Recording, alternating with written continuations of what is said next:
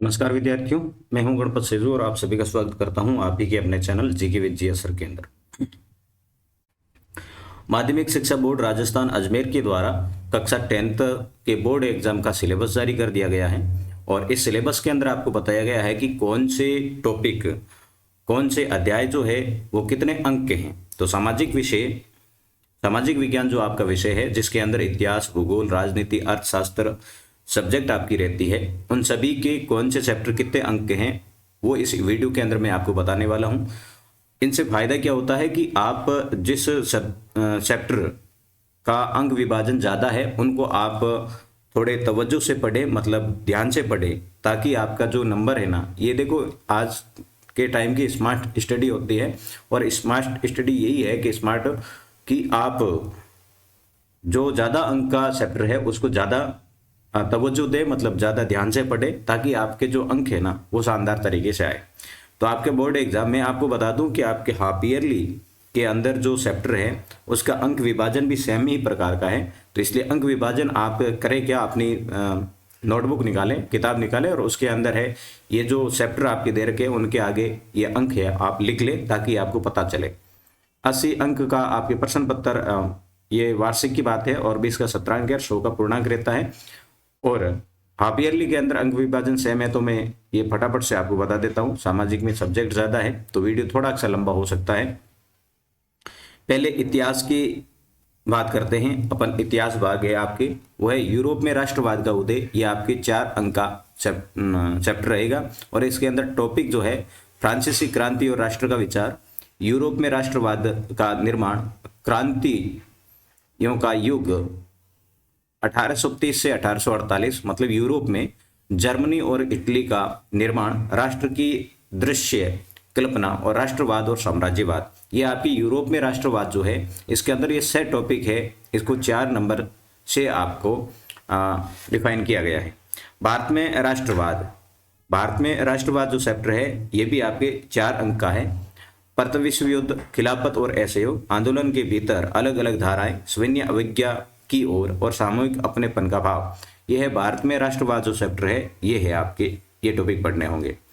उसके बाद में आपके चैप्टर नंबर 3 जो है भूमंडलीकृत विश्व का बनना, ये भी आपके 4 अंक का है। इसके अंदर जो आपको टॉपिक दिख रहे हैं ये आप पढ़ सकते हैं। आधुनिक युग से पहले 19वीं शताब्दी 1815 से 1914, महायुद्धों के बीच की अर्थव्यवस्था और विश्व अर्थव्यवस्था का पुनर्निर्माण, युद्धोत्तर काल, ये आपके 4 अंक का है।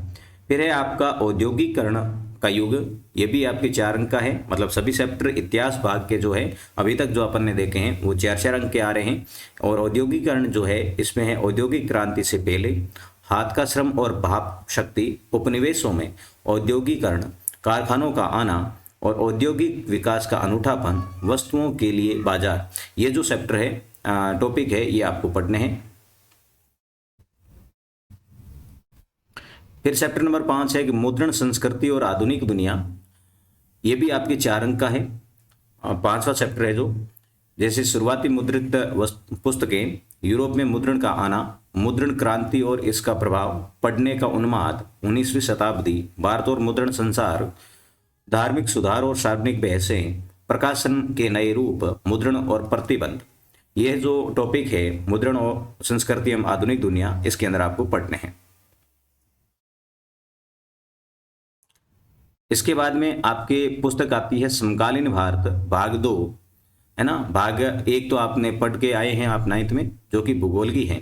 तो ज्योग्राफी के अंदर आपके कौन से चैप्टर कितने अंक हैं, तो हिस्ट्री के तो सभी आपने देख लिए हैं। हिस्ट्री का सभी टॉपिक है वो कितने का है, आपके 4-4 अंक के हैं।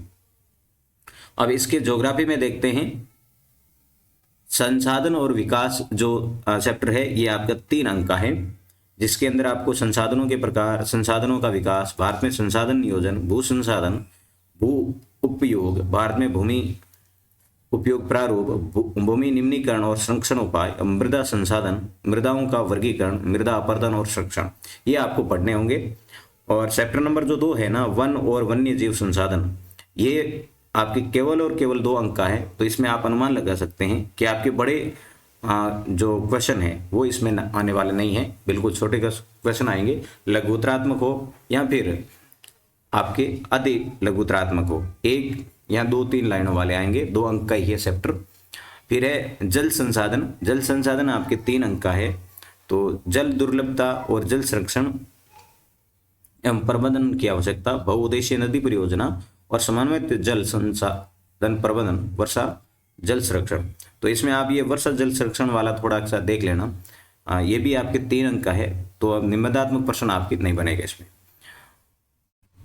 चैप्टर नंबर जो 4th है ये आपके 3 अंक का है। कृषि वाला जो चैप्टर है ये आपके 3 अंक का रहने वाला है। और फिर है खनिज तथा ऊर्जा संसाधन, ये आपके 4 अंक का है। और इसके अंदर खनिज से अभिप्राय, खनिजों की उपलब्धता, लोहे और एलोथ खनिज, अधात्विक खनिज, चट्टानी खनिज, खनिजों का संरक्षण, ऊर्जा संसाधन, परंपरागत और गैर परंपरागत ऊर्जा संसाधनों का संरक्षण। ये है आपके ज्योग्राफी का चैप्टर नंबर 5 जो कि 4 अंक का है। चैप्टर नंबर 6 जो है विनिर्माण उद्योग, ये आपके केवल और केवल 2 अंक का है। तो इसको आप थोड़ा कम तवज्जो दें, मतलब बड़े जो क्वेश्चन बनते हैं ना, इस प्रकार के क्वेश्चन इनमें से आप ना पढ़े, क्योंकि 2 अंक का ही पूरा चैप्टर है। तो आपके ज़्यादा बड़े वाले ने पढ़कर आपको क्या है लघुतरात्मक, अति लघुतरात्मक प्रश्न पढ़ने हैं। फिर राष्ट्रीय अर्थव्यवस्था की जीवन रेखा, राष्ट्रीय अर्थव्यवस्था की जीवन रेखा आपके 3 अंक का है। तो आप इसको भली भांति से तैयार कर लें। उसके बाद में आपके लोकतांत्रिक राजनीति, पॉलिटी जो है इसका विभाजन आता है कि सत्ता की साझेदारी, ये आपके 4 अंक का है, जिसके अंदर बेल्जियम और श्रीलंका, श्रीलंका में बहुसंख्यवाद, बेल्जियम की समझदारी, सत्ता की साझेदारी क्यों जरूरी है और सत्ता की साझेदारी के रूप, ये आपके 4 अंक का रहेगा। फिर है आपका चैप्टर नंबर 2 संघवाद, संघवाद आपके 4 अंक का है। संघवाद क्या है, भारत में संघीय व्यवस्था, संघीय व्यवस्था कैसे चलती है, भाषाई राज्य, भाषा नीति, केंद्र राज्य संबंध, भारत में विकेंद्रीकरण, ये आपके 4 अंक का रहेगा। जाति, धर्म और लैंगिक मसले, ये भी आपके 4 अंक का है। उसके बाद में राजनीतिक दल, राजनीतिक दल जो है ये चैप्टर आपके कितने अंक का रह गया, 5 अंक का रह गया, जिसके अंदर देखो राजनीतिक दलों की आवश्यकता क्यों है ना, राजनीतिक दल की आवश्यकता क्यों, कितने राजनीतिक दल, राजनीतिक दलों में जन भागीदारी, राष्ट्रीय राजनीतिक दल, क्षेत्रीय दल, राजनीतिक दलों की चुनौतियां, दलों को कैसे सुधारा जा सकता है, ये आपके 5 अंक का रहेगा। तो इसमें थोड़ा आपके बड़े वाले क्वेश्चन बनने के चांस बनते हैं। फिर है लोकतंत्र के परिणाम, लोकतंत्र के परिणाम जो है ये 3 अंक का है। तो इसमें लघुतरात्मक प्रश्न बन सकते हैं या फिर आपके ऑब्जेक्टिव टाइप बन सकते हैं। हम लोकतंत्र के परिणामों का मूल्यांकन कैसे करें, उत्तरदायी, जिम्मेदार और वैध शासन, आर्थिक समृद्धि और विकास, लोकतंत्र की आर्थिक उपलब्धियां, असमानता और गरीबी में कमी, सामाजिक विविधता में सामंजस्य और नागरिकों की गरिमा और स्वतंत्रता, ये आपके अध्याय नंबर 5 है और 3 अंक का है। अब बात करते हैं इकोनॉमिक्स की। इकोनॉमिक्स अर्थात अर्थशास्त्र की आपकी जो बुक है उसके अंदर क्या है, पहला चैप्टर है उसका विकास नाम से, और जो कि आपके 3 अंक का रहेगा। इसके अंदर आपको ये जो दिख रहा है ये कंप्लीट पढ़ना है और समझना भी है। देखो समझना जरूरी है, केवल रटना नहीं है, क्योंकि 10th के अंदर जो मार्क्स आते हैं वो समझ आधारित, जितने आप क्वेश्चन को आंसर करोगे उतने ही आपके अच्छे मार्क्स आने की संभावना बढ़ती है। भारतीय अर्थव्यवस्था के क्षेत्रक, ये इंपॉर्टेंट है, चैप्टर 5 अंक का है। आर्थिक कार्यों के क्षेत्रक कौन से हैं, भारत में 3 क्षेत्रों के प्राथमिक, द्वितीयक और तृतीयक क्षेत्रों की तुलना करनी है, और संगठित और असंगठित रूप में क्षेत्रों का विभाजन, स्वामित्व आधारित क्षेत्रक, सार्वजनिक और निजी क्षेत्रक। ये देखो भारतीय अर्थव्यवस्था के क्षेत्रक है ना, मतलब अर्थव्यवस्था के जो क्षेत्र का अर्थ है ये कितने भाग हैं, प्राथमिक क्षेत्र के अंदर कौन कौन से हैं, द्वितीयक के अंदर कौन से हैं, तृतीयक के अंदर कौन से हैं। तो यदि आप कहोगे तो मैं इसको डिटेल से आपको पढ़ा दूंगा इकोनॉमिक्स को। फिर आपके चैप्टर नंबर 3 है मुद्रा और शाख। मुद्रा और शाख भी 5 अंक का है, वेरी वेरी इंपॉर्टेंट है, ध्यान रखना। मुद्रा का विनिमय का एक माध्यम है ना, मुद्रा विनिमय का एक माध्यम है। कैसे, मुद्रा के आधुनिक रूप कौन कौन से हैं, बैंकों की ऋणी संबंधी गतिविधियां कौन सी है, शाख की 2 विभिन्न स्थितियां, ऋण की शर्तें, भारत में औपचारिक क्षेत्र में शाख, निर्धनों की स्वयं सहायता समूह, ये वेरी वेरी इंपॉर्टेंट चैप्टर है आपको, मुद्रा और शाख वाला। फिर है वैश्वीकरण और भारतीय अर्थव्यवस्था, ये भी आपके 5 अंक का है। तो ये देखो बड़े क्वेश्चन बनने के यहाँ पर चांस आपके बढ़ जाते हैं।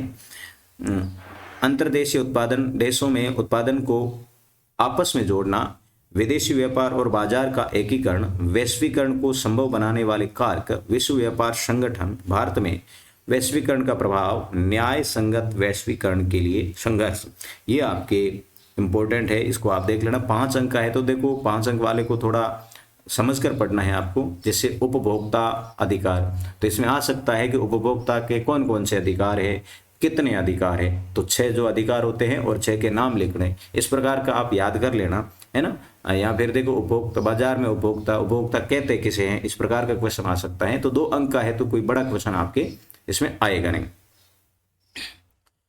तो देखो ये था आपके सामाजिक विज्ञान।